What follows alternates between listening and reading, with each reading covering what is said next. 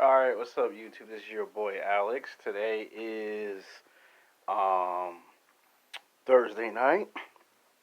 And today I'm going to give you guys a very interesting YouTube video. But for those who don't know, I had to go to the dentist. So if I start talking a little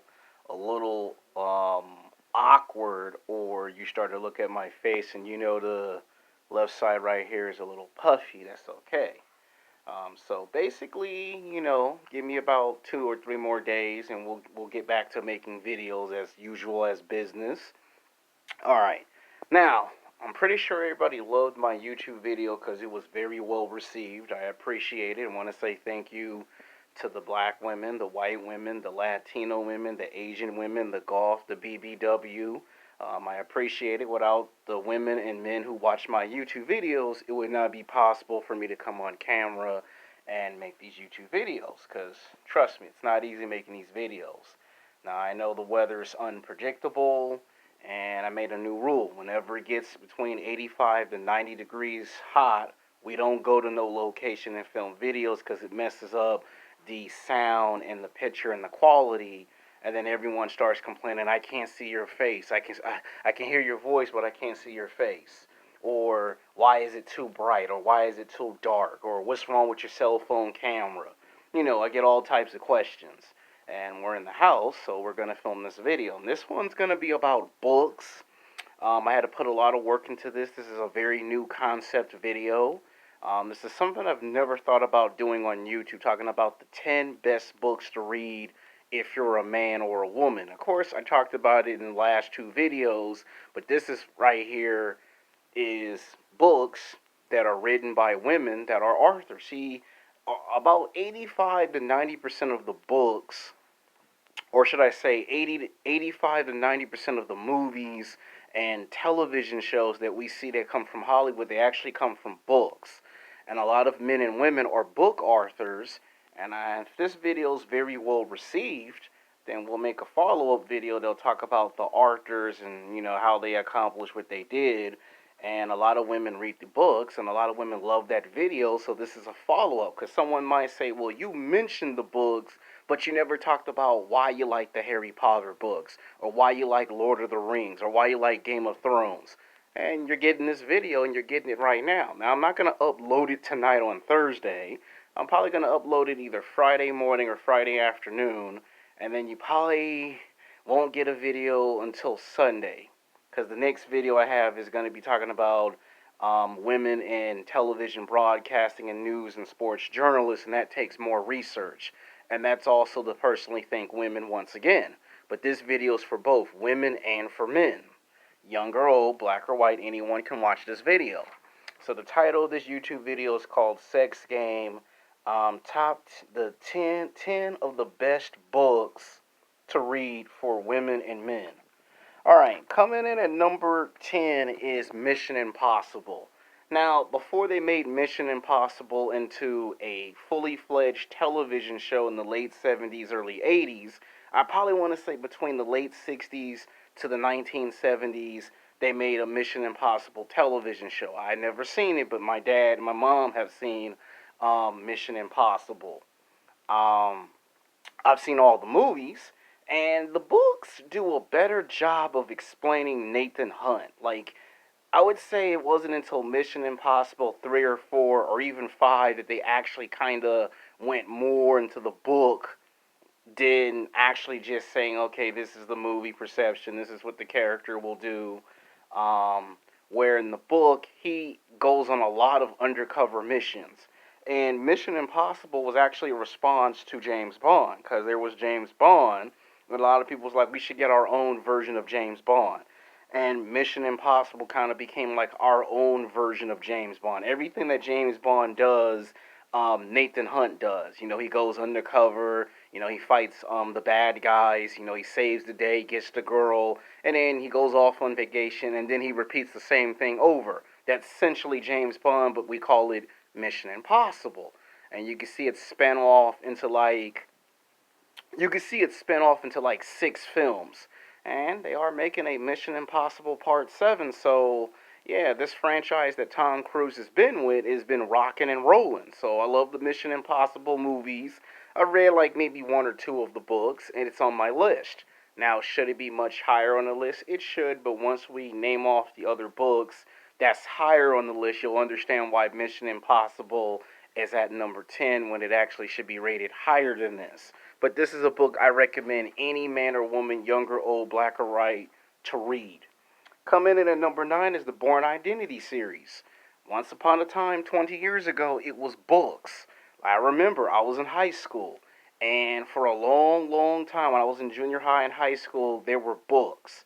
And Matt Damon loved the character so much that the studios that was going to do Bourne Identity, which was Universal Pictures at the time, they decided, let's go ahead and make Bourne Identity. You know, the book was a bestseller. It was so good that Bourne Identity was like another James Bond. Like he was like a cross between Batman and James Bond.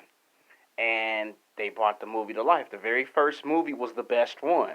Now I know people will say, well, Bourne Identity Part 2, too much dialogue. It doesn't really focus on the aspects of his character from the book. Bourne Identity 3 was just like the first one. We all can agree that the fourth one wasn't that good. Part 5 really came from the book. Like 60% of what you saw in Bourne Identity 5 is actually contribute from the book. So that was like the first time they actually went a different route and said, how about we actually take 65% and make that into a part 5? And it was very well received. So the fact that these books were good, and Jason Bourne is a good franchise. Now, some people would say it's on the same level as Mission Impossible. It is. So I read maybe one book of it prior to the fourth movie coming out, and then I actually was told by somebody I should actually read the books that are based on the original three films and not just read the fourth book because they made a fourth book and then ultimately made like five books because of all the movies. But you already know what I'm going to say. The books are always the best interpretation than the movies. Coming in at number 8 is The Detective. Now, The Detective, or you could just say John McClane. Now, when you hear the name John McClane, you only think of one movie franchise and one movie franchise only. Die Hard. Bruce Willis, Nakatomi Plaza. I know the first movie's like 30 years ago, late 80s, early 90s. It's around there because I'm 34 years old, so it's been a while. It was a book about a cop who tried to do all these things by himself, and I was amazed how one guy could fight all these bad guys and try to, he was going through a nasty divorce with his wife, couldn't see his kids, was going to get kicked off the police force in New York City, and basically he was a cop for 13 years, and in that story, he went to Los Angeles and, he, got lucky one day and it made him famous. He went from a cop that was going to lose his job, lose his wife and kids, to becoming a famous cop that saved the day and took out the bad guys. And the book was so well received that they turned it into a movie, and they didn't want to call it The Detective, which would have been nice, because if you fast forward 20 years later, HBO took that same concept and made it into a fully fledged television series. Instead, they called it Die Hard, which you can kind of see why we're going with the real name of it. The Detective just sounds much better than Die Hard. Die Hard's kind of like, that's a little bit gruesome and a bit, extreme and out there. And I remember when they first made the first movie, they did rough drafts. Back when I was a kid, my dad took me to a private movie theater. And they had all these posters, and I saw all these executive producers, film directors, and screenwriters in Hollywood at the time. And they had this picture way in the background where I'm at, and it said The Detective. And then the director said, nah, I don't like the name The Detective. And the guy who wrote the book got into an argument with executive producers and directors because they wanted to change the name from The Detective to Die Hard. And he was afraid that Die Hard might scare off audiences. Instead, it did the complete opposite, and the name stuck. And it spun off into movies, video games, and more books. So you can kind of see, but its real name was called The Detective. So that's some history. Coming in at number 7 is Southern Vampire Mysteries. Yeah, that's a long name, but you do know HBO did buy the rights of the book and called it True Blood. I mean, just the idea of vampires, werewolves in the South. Just the idea that this book actually had two different names. There was Sookie Stackhouse, which is the story loosely based off of, and they changed it and called it Southern Vampire Mysteries. And HBO loved it so much that they didn't want to go with that name, and they didn't want to go with Sookie because they thought it was too predictable, so they ended up calling it True Blood, which spun off 7 seasons. Now, the difference between the books and the TV show is that we don't get to see the book interpretation of all the characters. You know, Eric Nordman, Pam, Bill Compton, what's her name, Tara, and all the characters, you know, her brother, Jason Stackhouse. We don't get to actually see the actual interpretation of those characters until like in later seasons. It's not until like season 4 or 5 or 6 that they started taking aspects of the characters from the book and actually flushing them out in television. This is why some people choose the books over the television show when it first came out. And I only watched True Blood because my mom had the book. And my mom was like, you got to read the books first before you just watch it because you like to watch TV and film. Read the books first, then just doing that. So that's on my list. Coming in at number 6 is Hunger Games. Now, I've actually read two of the Hunger Game books first before I eventually started watching the movies. I was probably like in college, and there was this black girl that all she does is read books, and one of the books she read was Hunger Games. So I one day went to the bookstore and read maybe 7 chapters of the book because I was actually waiting to go see a movie at the time, and that's how I read the first book of Hunger Games. And then I read the second book after I saw the first movie, because when I first watched the first movie of Hunger Games, I was actually confused and lost.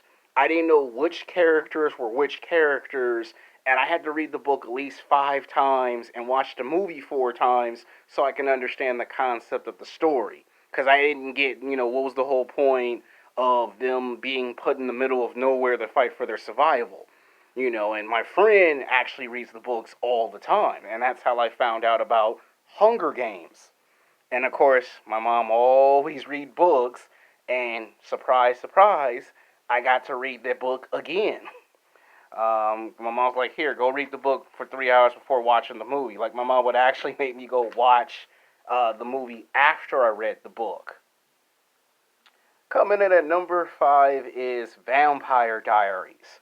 Now, Vampire Diaries is kind of high on my list because my half sister was in the Vampire Diaries, my mom was in the True Blood, but I was more into Sons of Anarchy, and what's that other show, House, and I was into them type of shows, Rescue Me. I was into those FX, you know, special shows, and I started to watch the second or the third season of Vampire Diaries, and that's when I found out that Vampire Diaries was like a television's version of Twilight.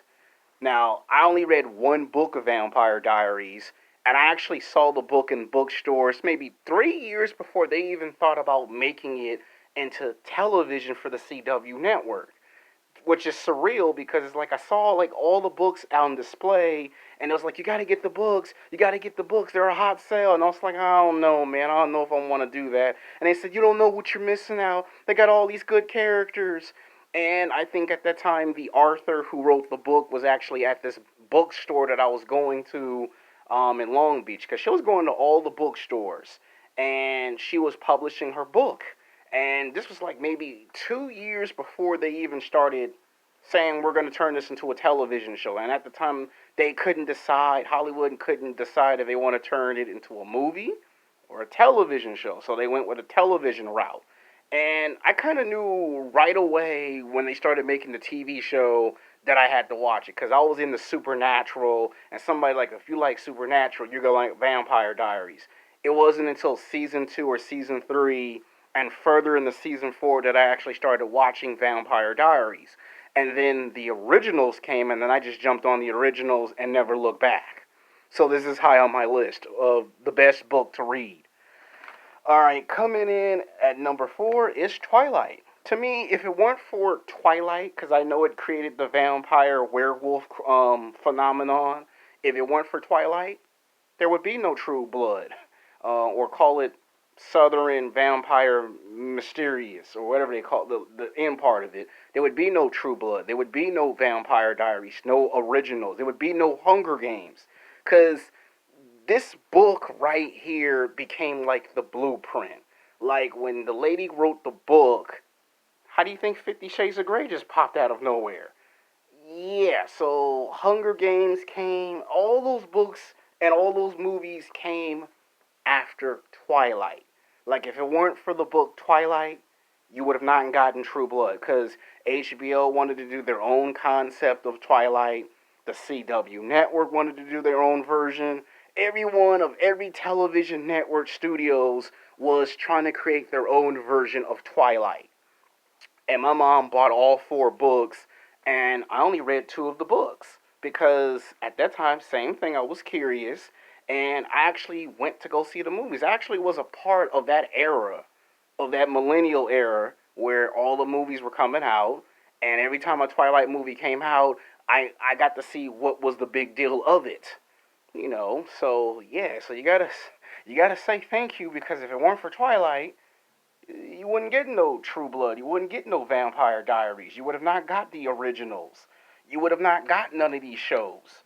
Coming in at number 3 is Harry Potter. Now, I actually read the very first Harry Potter book, or should I say the first 3 books, when I was in junior high and high school.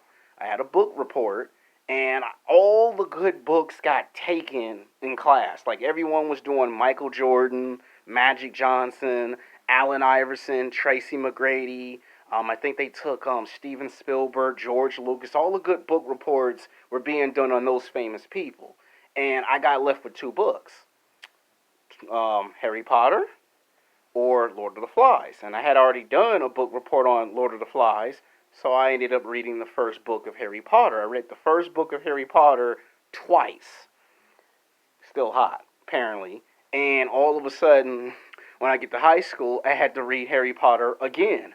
By this point, there were already like 4 books out already at this point. And they had already done the first 2 Harry Potter movies. And this book kind of was like Twilight came, but Harry Potter came before it. So in a way, Harry Potter is a part of my childhood. I do like the books more than I like the movies. Me and my dad, we have those little nerd debates where we debate what's better, the books or the movies, and I go, man, the books is better. Oh, you ain't never seen Harry Potter 3, 4, and 5.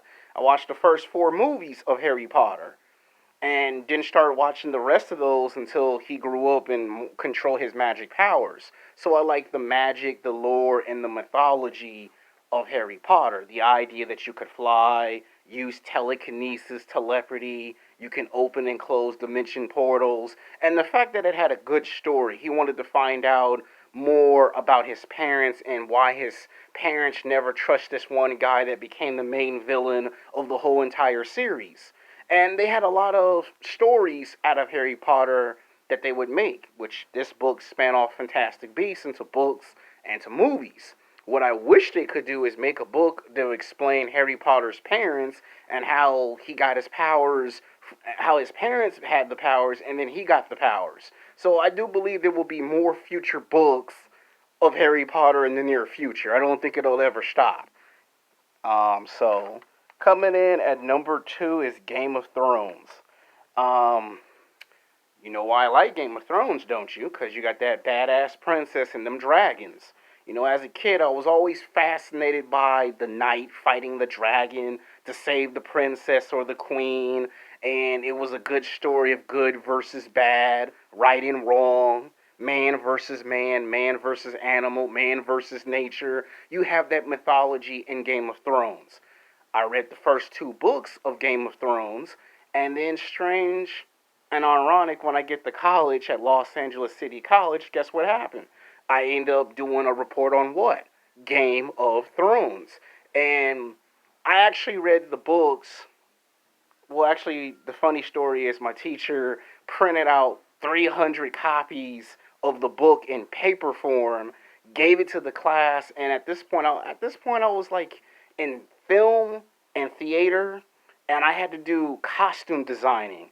And I had to design the costumes of all the characters, like the Lannister of Game of Thrones, the kings, the queens. I would have to design their costume, and how would it be if I was doing the television show of Game of Thrones? That was our project at college. And I was actually reading the book, looking at the TV show, and doing my assignment all at once. And I got a huge idea what costume designers go through in television and film in everyday Hollywood. When somebody tears their costume, you got to restitch it up. Don't use dark colors. Don't use bright colors. Don't put it in hot, cold temperature. Like, I actually had a real idea what film producers, directors, screenwriters, and costume designers go through on a consistent daily basis of a set of a television show, even if it's film. So I had a huge idea. And I actually liked all the characters of Game of Thrones. Of course, Jason Momoa stayed in there for one season as Drago, but he was a badass. Coming in at number one is Lord of the Rings. Now, there's actually a total of 9 to 10 books from what I've heard. I've only read 3 or 4 of the Lord of the Ring books. I've seen all the movies. And to me, the reason why this is picked at number one is because to me, Lord of the Rings is like another Star Wars trilogy. Like, if it weren't for Star Wars and if it weren't for Star Trek, you probably would have never gotten Lord of the Rings.